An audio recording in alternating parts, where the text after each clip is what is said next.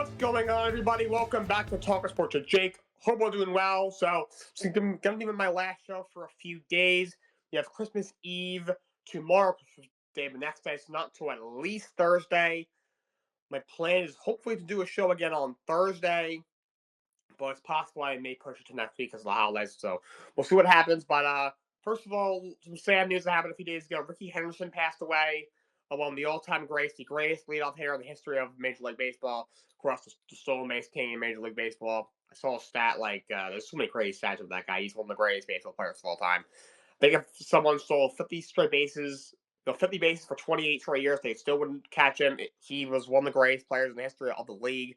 His last year in the big leagues with the Mets, very end of his career, was 41 years old. He hit like over 300. He stole 37 bases. I hit 41. So the guy was a different breed. One of the all-time greats. Great guy. Everyone who knew him, who have posted about him on social media or done interviews, guys who played with him, against him, coached against him, with him.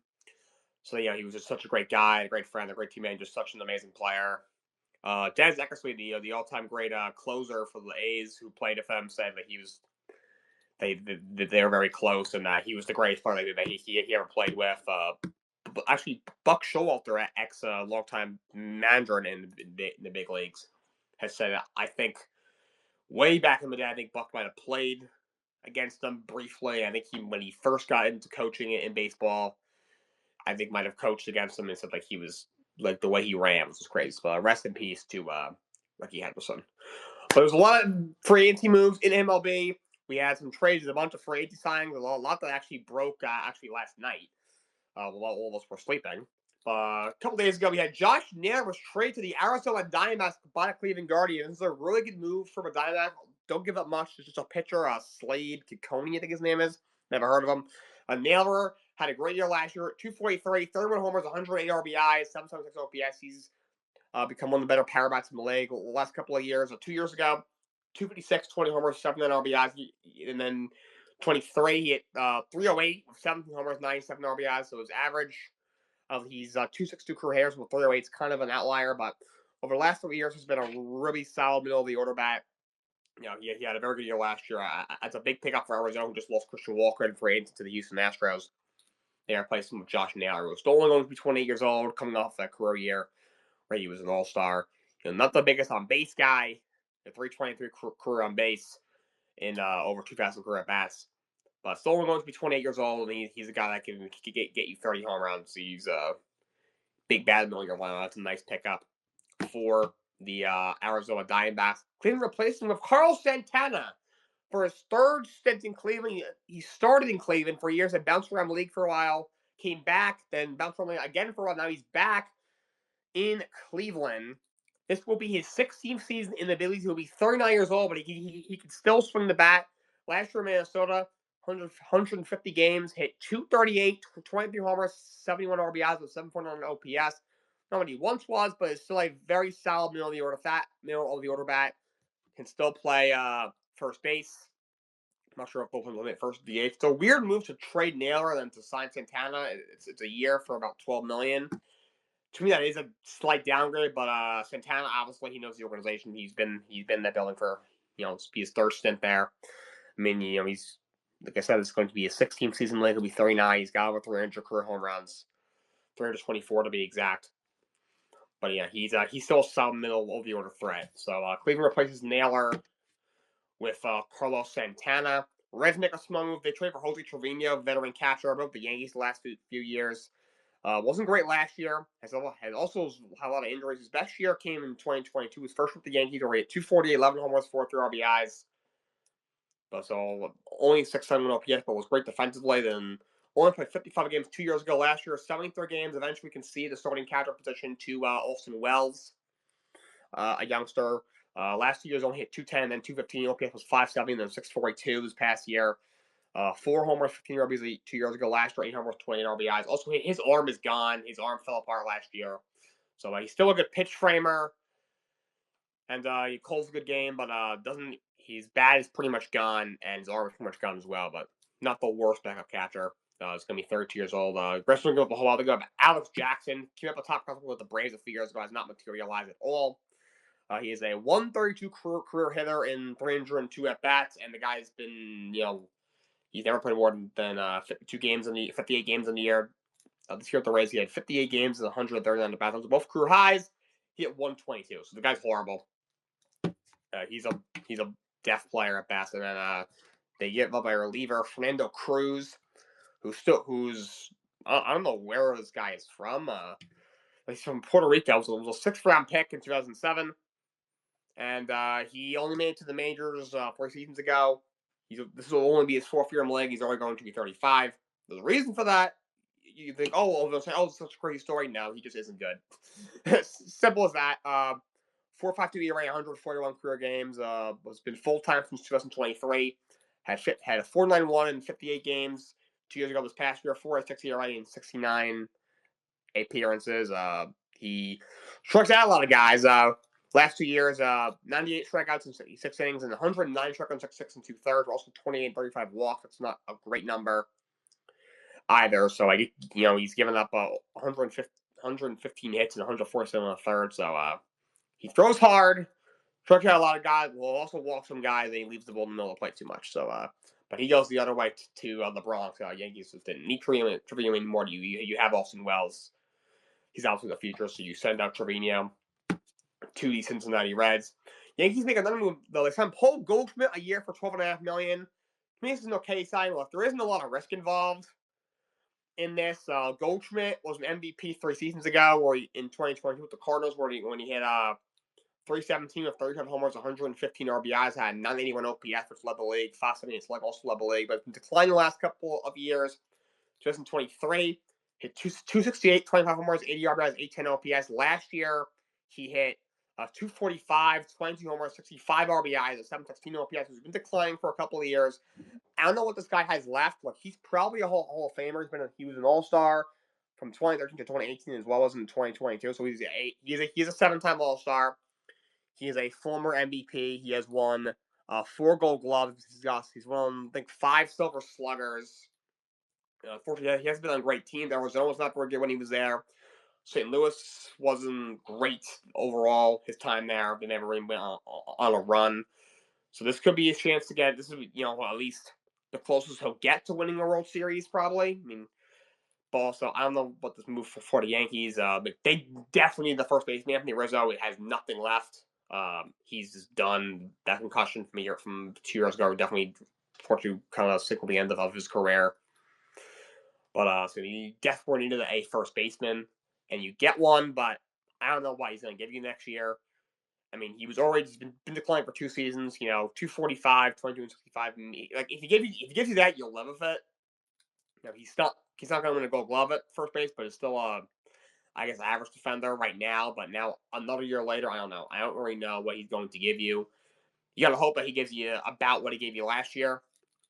Just a solid middle of the order bat, average defender, just basically an average player, good veteran guy to have in the clubhouse. But if he declines any further, now you're like, all right, this guy shouldn't be in your starting 9 anymore. But I mean, look, it's for a year.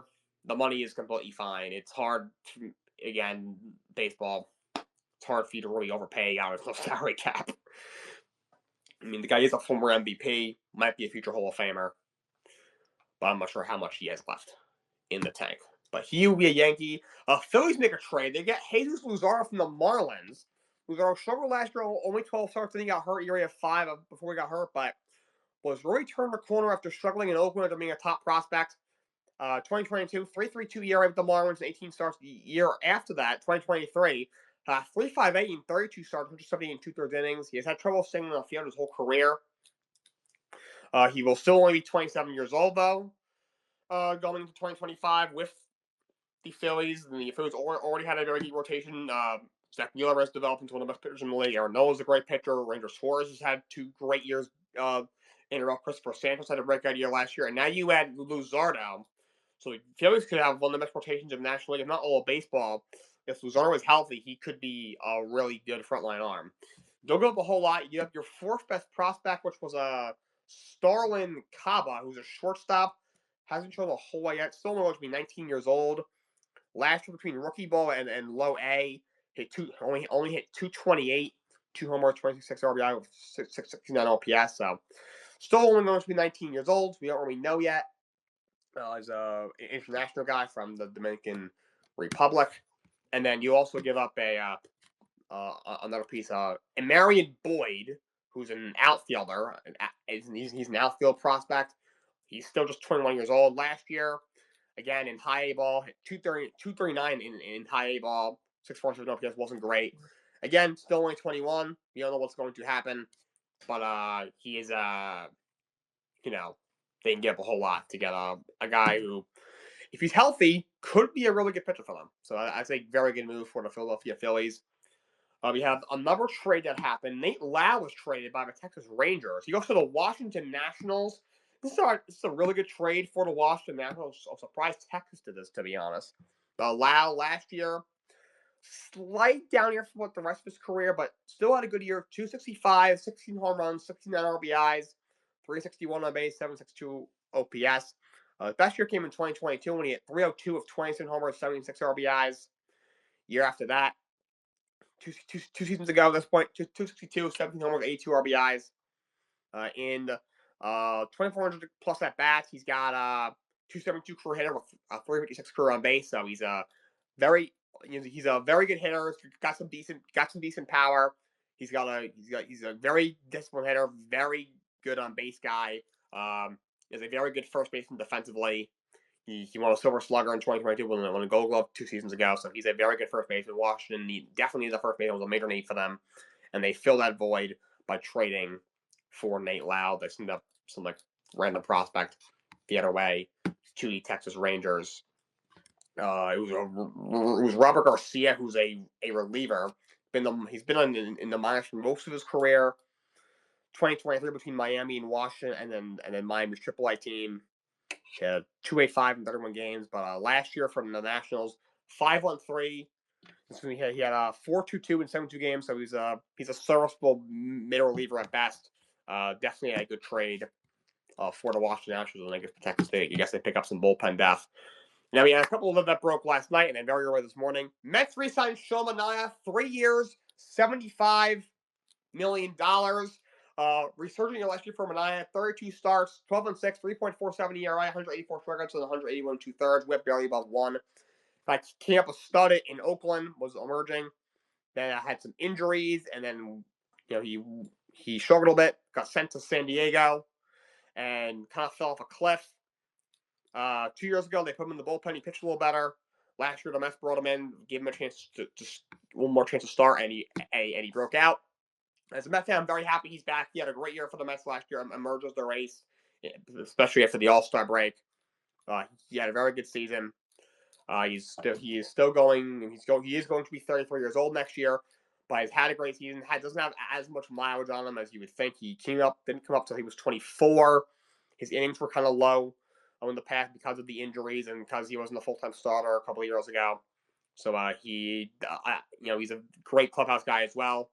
So definitely was a priority for the Mets this whole season to bring him back, and they get it done.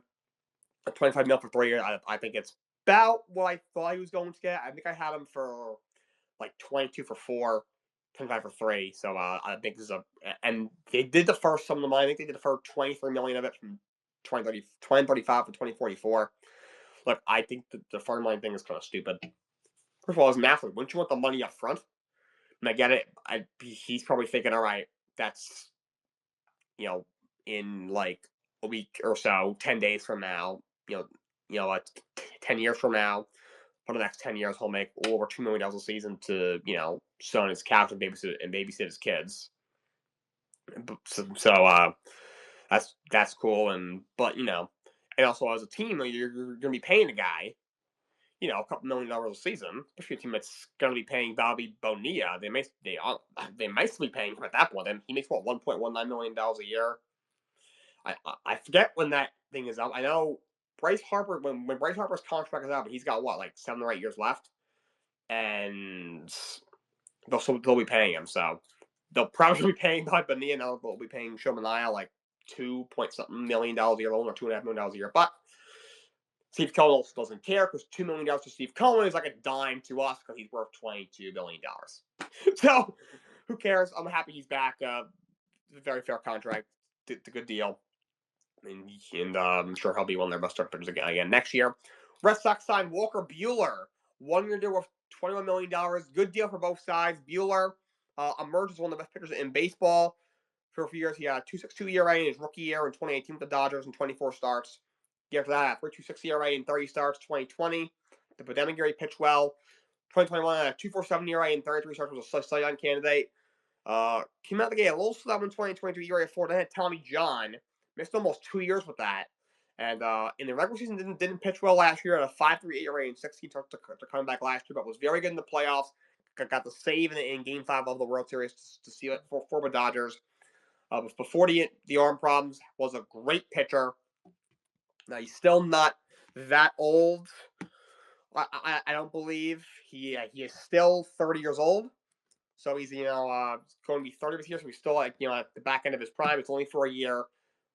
21 million. Again, don't really care about the money in this case. He's definitely a bounce back candidate. Red Sox probably need one more starter. You trade for Crochet, and now you sign Buehler. Plus, you have what's his name, Tanner Hoke over there as well. I think it's a slightly risky move. Again, it's only a year, so how risky really is it? So it's like a medium risk, very high reward move for the Baltimore Red Sox. I think it's a very good move for them.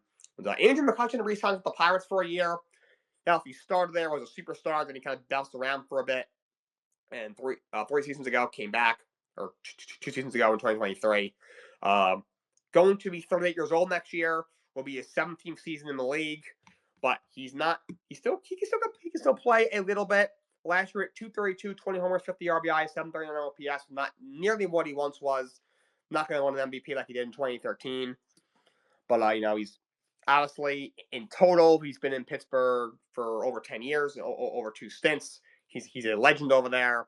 He was a former MVP, former Rookie of the Year. He's been an All-Star 5 times. He's won a Gold Glove before. He's won 4 Silver Sluggers. I personally, because of how good of a guy he is and the career he's had, I'd like to see him get a World Series before he retires, but it seems like he wants to finish where it all started in Pittsburgh. In 2023, he had some offers from some contenders. The Mets made him an offer. He had but he actually, I think he took less money to go back to Pittsburgh. So kudos to him for wanting to finish where it all started. Overall, he's had a great career. In 16 years, he's a 273 career hitter. He's got over 300 career home runs, or over 1,000 career RBIs. Remember, he got that last year. It was a very cool moment. So he re-signs in Pittsburgh for a season. And Jock Peterson goes to the Texas Rangers, 2 years, $37 million. This is a good deal. He had a great year last year in Arizona. Hit 275, 23 homers, 64 RBIs, 908 OPS. Like he's a platoon guy. Can't really hit lefties, but matches righties. The 241 for him, not a huge average guy, but did it 275 last year. But he's got a lot of power. Again, you're probably going to need another right-hander to platoon him with, but he's a good outfielder. He's got a lot of playoff experience. He did win he got 2 rings. He won a World Series in the pandemic with the Dodgers, which, it's not really the most legit ring in the world because it was such a short year. But he did win a ring in 2021 with the Braves. He got traded to him at the trade deadline and got a ring there. So he's got a lot of playoff experience, a lot of championship experience, 2 World Series championships. He's a very good hitter with good power. He's a decent outfielder. Been around a lot. Will be 33, but still a very good. He's a very solid bat to have in your lineup, and Texas adds him to their lineup. And the Rays signed Eloy Jimenez to a minor league deal. This is a guy in his rookie year in 2019, hit 31 bombs, looks going to be a stud, and injuries have killed him. Only 55 games in 2021, only 84 in 2022. 2023, only 120. And this past year, only 9 games between the White Sox and the Orioles, was not having a great with the White Sox, had missed a lot of time. And they got traded to the Orioles at the deadline, and it did not work out. And 95 bats, hit just 232 with a 5.86 OPS. Eventually was sent down to the minor league, so he's kind of fallen off, but he's still just 28 years old. Even in the years that he was hurt, like 2022, he only played 84 games, but hit 295 of 16 and 54. In 2023, he was hit 272 of 18 and 64. So in the past, he's been a great player, but he's never been healthy. It's a shame, but still only going to be 28. It's no risk for the Rays. The Rays are hoping to get whatever they can out of him and then probably trade him at the trade level like they always do. But This is actually a right deal for the Rays because you never know. Maybe they get something out of this kid. You know, maybe they will. We'll see what if he can stay healthy. But if he's healthy, he can still absolutely hit the ball out of the ballpark, no doubt. And before we move on to the next piece of this, with I want to talk basketball very quickly. Alex Caruso was extended by the Oklahoma City Thunder, 4 years, $81 million. He gets a big extension. Not much of a scorer for his career, just under 7 points a game. Has averaged just over 5 this year, but he is a great defender. He's been a Defensive Player of the Year finalist each of the last 2 years.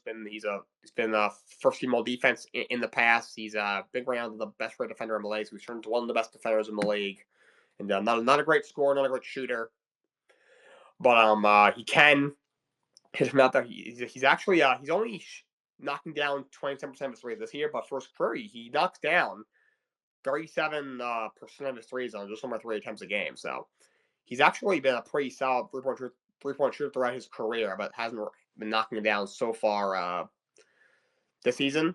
But he's an excellent defender with the ability to knock down the three. So Thunder lock him up. He's he's basically the elder statesman from a Thunder as he is right now, 30 years old. And that's considered ancient on that Thunder team. But he will be locked down for the next 4 years, total of $81 million. All right, so that was all the MLB free agency talk. Let's talk about some college football. Not gonna lie, very disappointing slate of games for the first round of the college football playoff. No game was really that competitive, to be honest. Notre Dame, 7th ranked team, beat number 10 Indiana, 27-17. Jeremiah Love had 108 yards and a touchdown. Like, I like Kurt Signetti. He did a good job this year. He had an Indiana team that had not been known for their football at 11-2. They finished in the top 10. You know, the only teams that they lost to were Ohio State and Notre Dame, were both really good. And I'm glad he got that big extension. But I don't want to hear him say, we beat ranked teams and we beat them by a lot. It's like, dude, you got thrashed by Ohio State, and then you got just basically dismantled by Notre Dame. That game was lost by 10. The game wasn't even really that close. Yeah, they were down 17. They're down 20-3 going into the fourth quarter. And I remember he was down 17 in the fourth quarter, and he punted, and they asked him why. He said, I didn't want him. Our offense was doing nothing. I was like, I get it, but you're down 17 in the fourth quarter in a playoff game. What are you doing? Go for it. I get it was 4th and 10, deep in your own territory. Your offense has been horrible.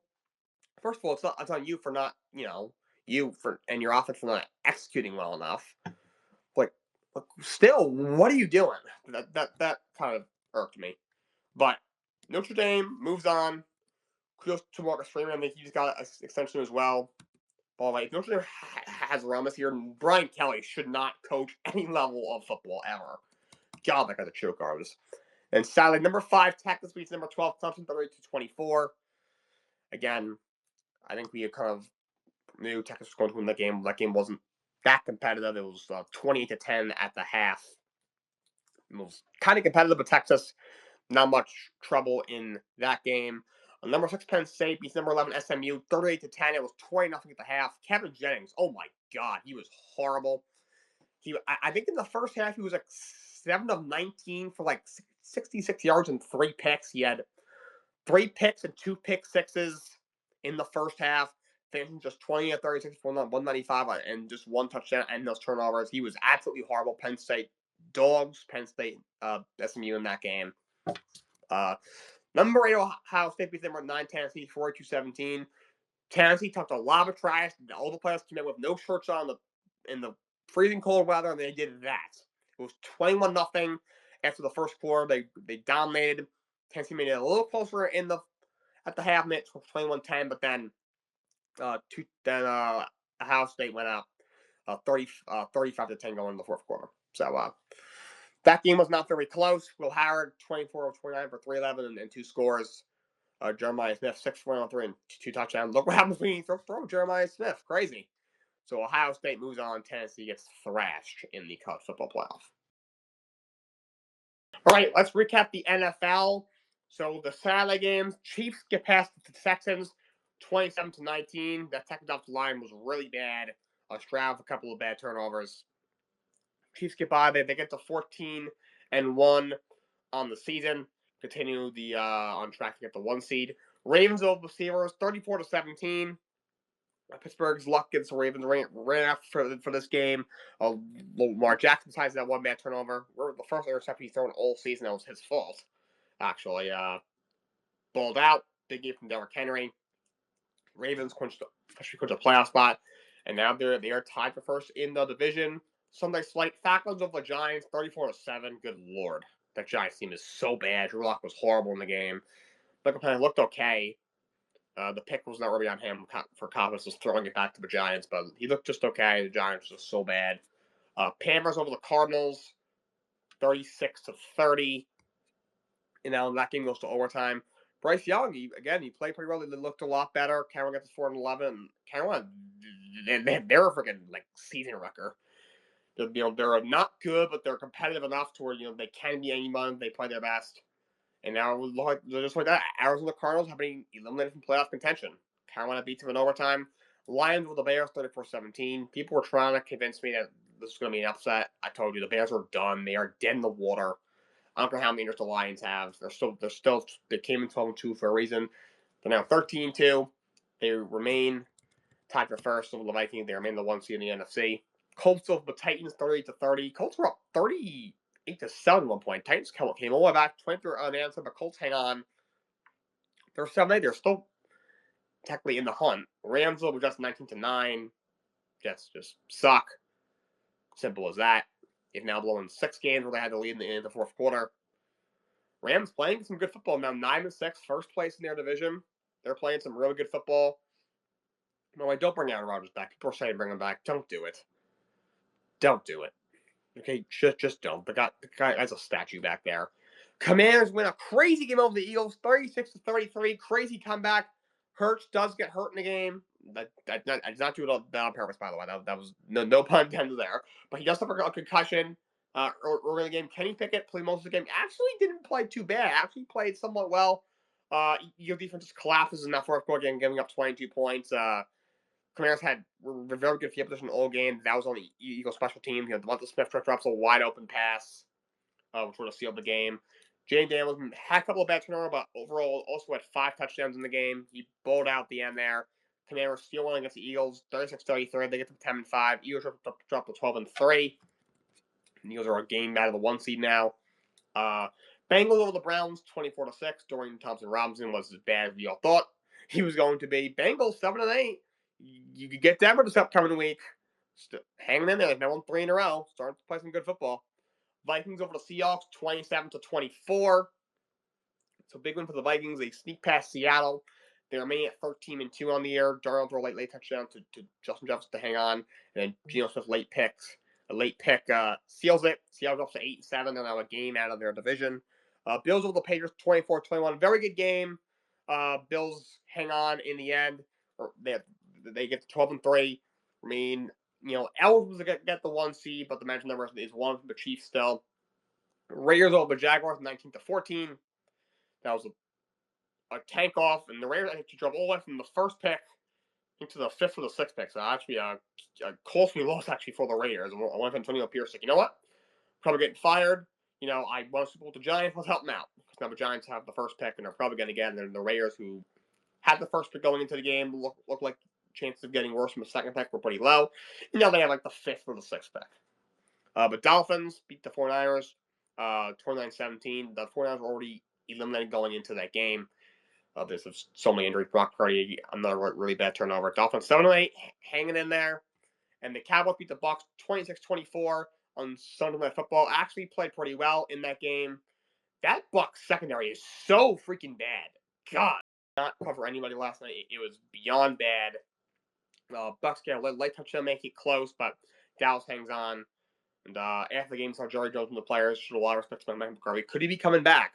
I don't think he should, but now he might be. That's the NFL, and now we're going to move on to our next segment to close out the show.